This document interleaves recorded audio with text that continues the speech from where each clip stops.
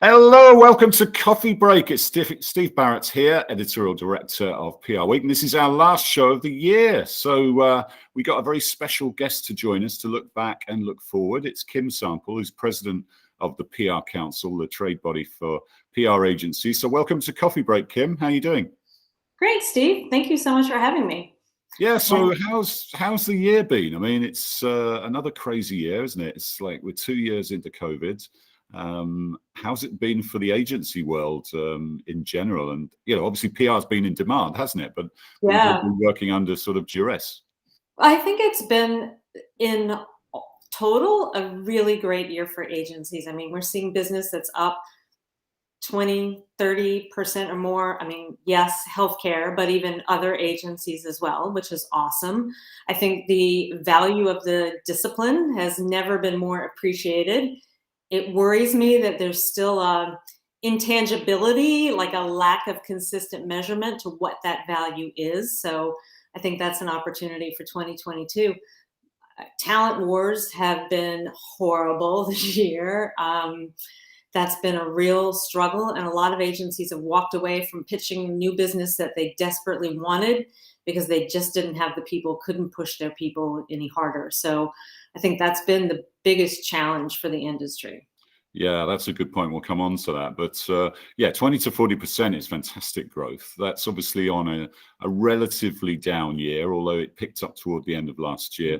Can you compare it to 2019? Can you give us a sense of where we are sort of compared to 2 years ago in terms of growth? Yeah, I mean, you can subtract out where people were down for 2020, but I'd say agencies were maybe 5-10% down by the time they wrapped up 2020. It ended up being a fairly strong year for most. So, I think add that to the numbers and you see some solid growth, really great results for agencies across the board, really. Yeah, so that, it's been a horrible time, COVID, but if any good did come out of it was that renewed respect for what PR professionals do and the value proposition. So that's a good thing.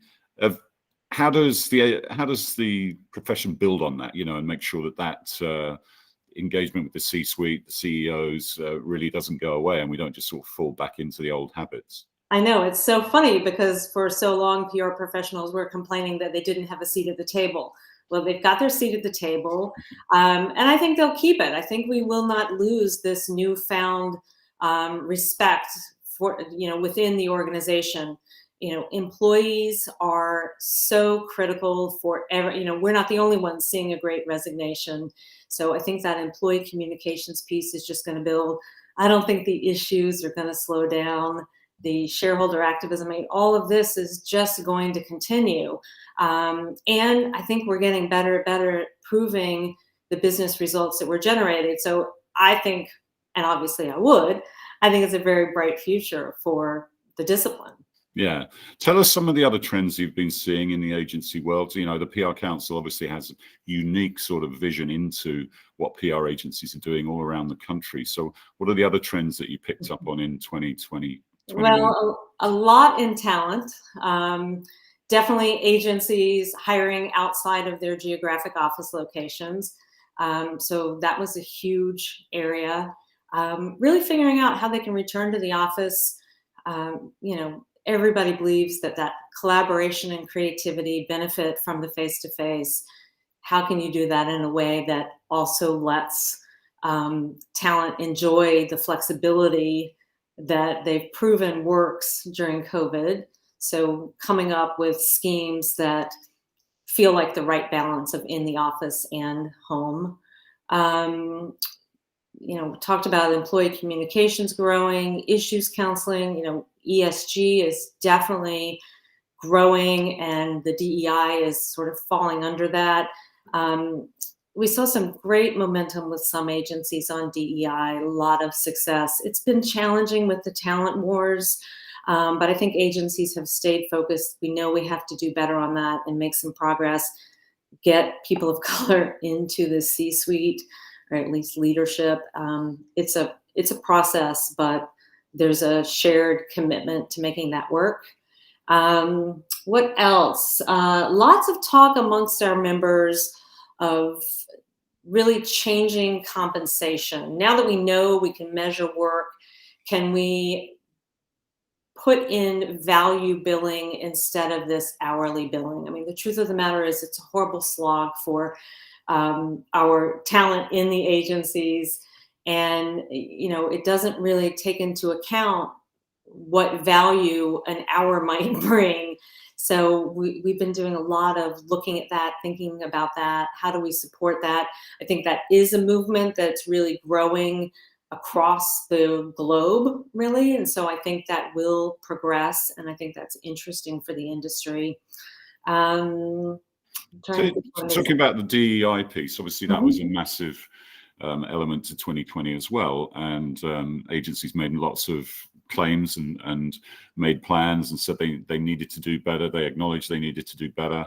Some provided their data, some didn't. That's almost a starting point, isn't it? But we've seen, we had Lisa Ross on a guest on our podcast the other week, and she's a CEO of the US CEO of the biggest agency in the world, right? So we have seen some progress, especially at senior levels. But where do you sense the whole industry is at on that? The agency part of the sector is at on in terms of DE&I. Yeah, I think it's been really hard, and it's tough to stay at something that's hard, particularly when there's so much business momentum. So we're constantly, as a council, looking at how we support our membership. How do we help attract more BIPOC talent into our agencies?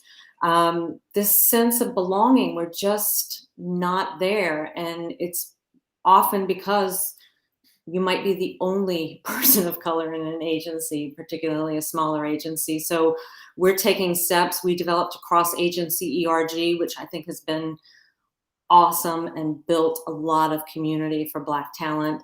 I think there's a lot more we can do. I think the data is so important because, how can you improve what you're not measuring?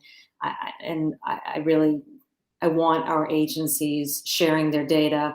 One issue we hear a lot about, both on the client side and the agency side, is everybody's asking for data in a slightly different way. So you can spend all of your available time trying to slice and dice your data to accommodate different asks. So some of the work the council's doing is, can we bring together all of the groups that are asking for data and get everybody consistent? So we make it easier and we eliminate that reason for maybe not doing it. And I think, that's a valuable effort to get more data. Yeah, we collect that data for our annual agency report. What would your message be? There are still some holdouts, especially in the holding companies, who won't give data. What would your message be to them, to those holding companies and those agencies that aren't being transparent? I don't understand how we can't move forward on that. I mean, employees in our agencies want to work in a diverse environment. So number one, if we want to attract and retain the very best talent, we need diverse workforces. And our clients, I wish our clients would get more consistent about what they're looking for and really have some apples to apples comparisons they can make. And I think they're going to get there. But I think it's going to take everybody sort of applying some good pressure to create this change. Yeah, we've seen some progressive clients like HP actually insisting on that as part of the annual contract and as part of the agency selection process. So clients obviously can wield a lot of power in that respect. You also mentioned going back to the physical workplace, because it is a team sport, isn't it? But, with COVID sort of continuing to rear its ugly head with another strain out there, people are reluctant, but they're also, we've had these non-mandatory guidelines and people have kind of voted with their feet, haven't they? And they've stayed at home, most of them, especially young people. And you'd think that they would, as a cohort, would want to get back in even more. What are you hearing around that? Are there any sort of unique or interesting models that people are using to attract people back to that physical workspace? Well, they definitely are voting with their feet right now. It's tough. I mean, so many of our agencies keep kicking the can down the road month by month. Um, I'm not sitting in an agency, so it's easy for me to say, I wish more agencies would set the goal into 2022, maybe it's summer 2022, and let's focus on the business of the business and take care of our talent. Yes, that's taking care of our talent, approaching that return safely, but it's a lot of distraction. And I mean, the industry is at its heyday. I want to be doing really exciting stuff like this value-based billing, looking at how agency and clients agree they're going to work together so we create really positive environments and success for both. There's so many things about the business that make us lose talent, frankly, that I think it would be exciting to take advantage of this moment and try to fix some of those things. We'll get people back into the office. We know that to get people back in the office, we've got to give them a real reason. Some of that reason is going to be creating learning and development opportunities and, putting back some fun stuff. That'll get people back, but they've got to feel safe and they really got to feel like there's a reason to come together.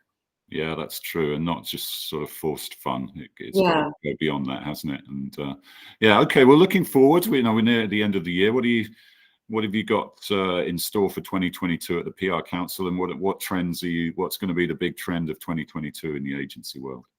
I think it's going to be continued growth and really trying to solve for talent. So like I said, we want to do a lot to help.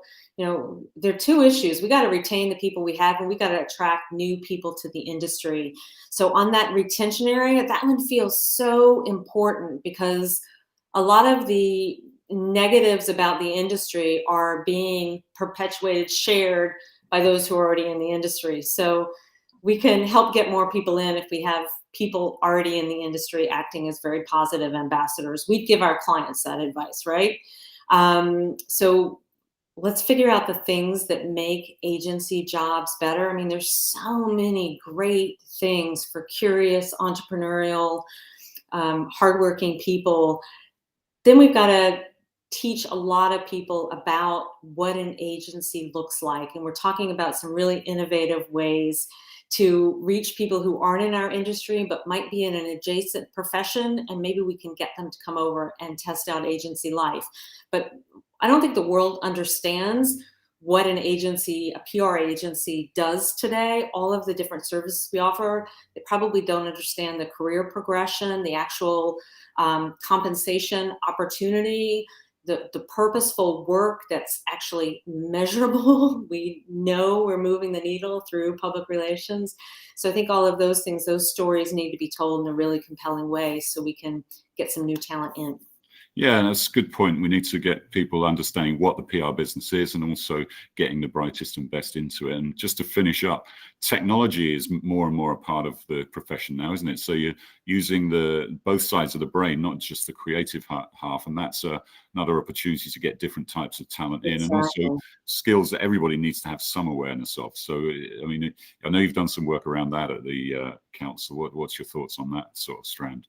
Yeah, that technology piece is so important. And we do a lot of talking with our members. We did a technology stack share study earlier this year, which was fascinating. Like, I think we documented 600, 700 platforms in our agencies, which is just mind-boggling.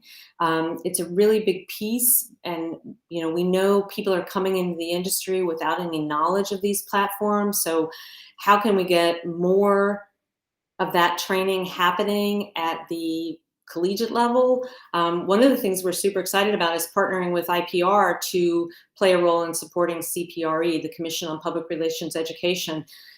We can help influence what students are graduating with so they are better prepared for our agencies. Of course, we're going to continue our Agency Ready certificate program, which has been big for us in attracting junior level talent. We'll be in year 3 of that, but we're going to remake that a bit, and getting them some knowledge of the data and analytics and all of the technology involved in that has been super fruitful for our agencies. So these young people come in and hit the ground running. Yeah, for sure. It's been a good year in terms of the industry. Let's hope it's another good one next year. let's hope we get rid of this pesky COVID. But Kim, thanks so much for joining us in the last coffee break of the year, and wish you and yours happy holidays. Thank you so much. Same to you. And thank you to you and your team for all the work you do in keeping us all connected, even through this very tough period. That's our pleasure. That's our pleasure. Glad to be of service. Thank you, Kim. Thank you.